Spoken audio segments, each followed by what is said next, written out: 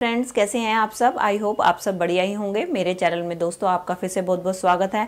आज मैं आपके लिए फिर कुछ यूजफुल टिप्स एंड ट्रिक्स लेकर आ गई हूँ। चलिए फ्रेंड, मेरी पहली टिप होने वाली है जोत बत्ती को लेके। दोस्तों, जब भी हम जोत बत्ती को इस तरीके से अपने दिए में लगाते हैं तो आपने देखा है कि ये हमारे दिए में लगाने के बाद ये हमेशा इस तरीके से लुढ़कती रहती है, जिसके कारण क्या होता है, कई बार हमारी जो जोत बत्ती होती है वो बुझ भी जाती है।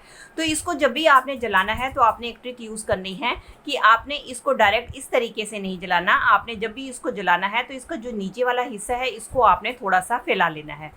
इससे क्या होता है कि हमारी जो जोत बत्ती है उसका एक बेस बन जाता है, और इसके बाद जब आप अपनी जोत बत्ती को जलाएंगे तो आप देखेंगे कि आपकी जोत बत्ती इधर उधर लुढ़केगी नहीं, जिसके कारण ये बिल्कुल भी बुझेगी भी नहीं और बहुत ही आसानी से आपकी पूरी की पूरी बत्ती जलकर कंप्लीट हो। चलिए फ्रेंड, बढ़ते हैं अगली टिप की तरफ। अगली टिप में मैंने इस तरीके की एक बोतल ली है और उसके अंदर भर लिया है पानी। अब हमें क्या करना है, अब हमें लेने हैं इस तरीके के फॉइल पेपर के छोटे छोटे टुकड़े, और इसके बाद अब हमने क्या करना है, इस फॉइल पेपर की बना लेनी है हमने छोटी छोटी सी बॉल्स, और बॉल्स बनाकर हमें क्या करना है, इस बोतल के अंदर इन बॉल्स को डाल देना है। ये देखिए, इस तरीके से हमने बॉल्स को डाल दिया है। अब इसके बाद हम क्या करेंगे, इसकी कैप बंद कर देंगे। और अब इस बोतल का इस्तेमाल हमें कहाँ करना है, इस बोतल को आपने रख देना है अपने गेट के पास। ऐसा करने से क्या होगा कि गर्मी के दिनों में आपने देखा है हमारे घर में ढेर सारी मक्खियाँ हमारे घर के अंदर एंटर करती हैं।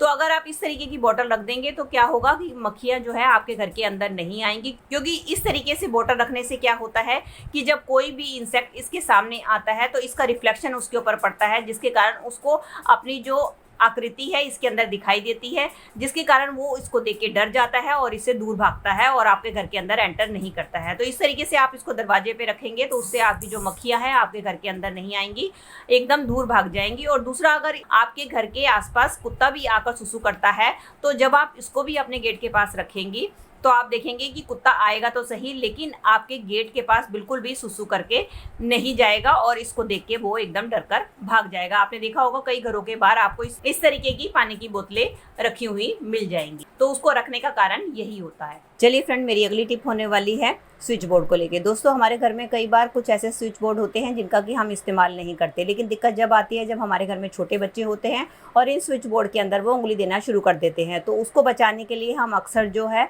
प्रोटेक्टर का इस्तेमाल करते हैं।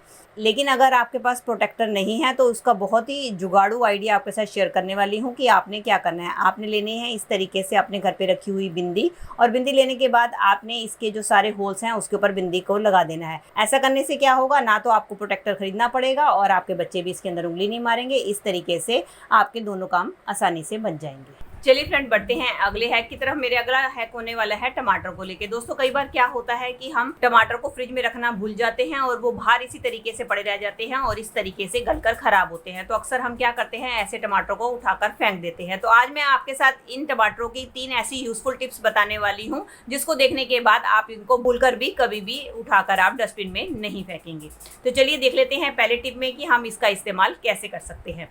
पहले टिप के लिए तो मैंने क्या किया है, इस तरीके से मैंने ले लिया है एक खराब टमाटर। अब हम क्या करेंगे, इस टमाटर को हमने जो है थोड़ा सा कट कर देना है ऊपर से, ताकि हमें थोड़ा सा स्पेस मिल जाए।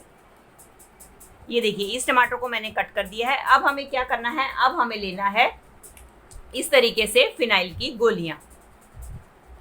ये देखिए, इस तरीके से आप 1-2 गोलियां ले लें और उसका आप तैयार कर लें पाउडर। ये देखिए, मैंने फिनाइल की गोलियों का पाउडर तैयार कर लिया। अब हम क्या करेंगे, इस पाउडर को हमने छिड़क देना है अपने इस टमाटर के ऊपर। जो भी आपका गला सड़ा टमाटर है उसके ऊपर आपने इस पाउडर को छिड़क देना है।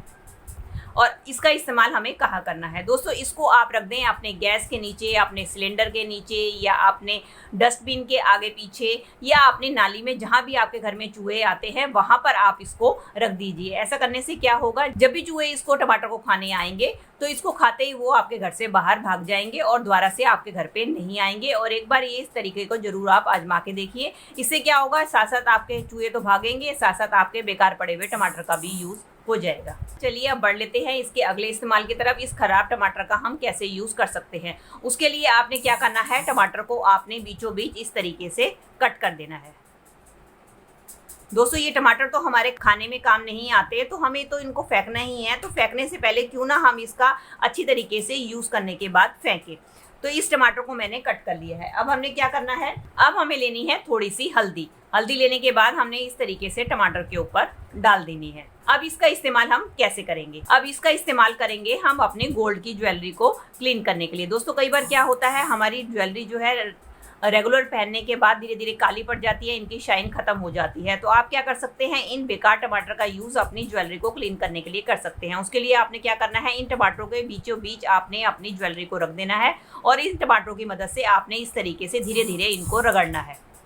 इस तरीके से आप रगड़ेंगे तो आप देखेंगे इसके अंदर का जितना भी डस्ट है वो निकलकर बाहर आ जाएगा और आपके जो टमाटर हैं वो एकदम साफ सुथरे हो जाएंगे और एकदम शाइन करने लगेंगे, क्योंकि इसके अंदर विटामिन सी होता है और साथ में ऐसे क्लीनिंग एजेंट होता है जो कि हमारे ज्वेलरी को क्लीन करने में बहुत ही हेल्प करता है। ये देखिए, मैंने अपनी ज्वेलरी को अच्छी तरीके से इसके साथ रगड़ लिया है। अब मैं आपको दिखाती हूँ। ये देखिए, अब मैं इसको आपको साफ पानी के साथ वॉश करके दिखाती हूँ कि मेरी ज्वेलरी कितनी अच्छी तरीके से साफ सुथरी और एकदम शाइनी हो चुकी है।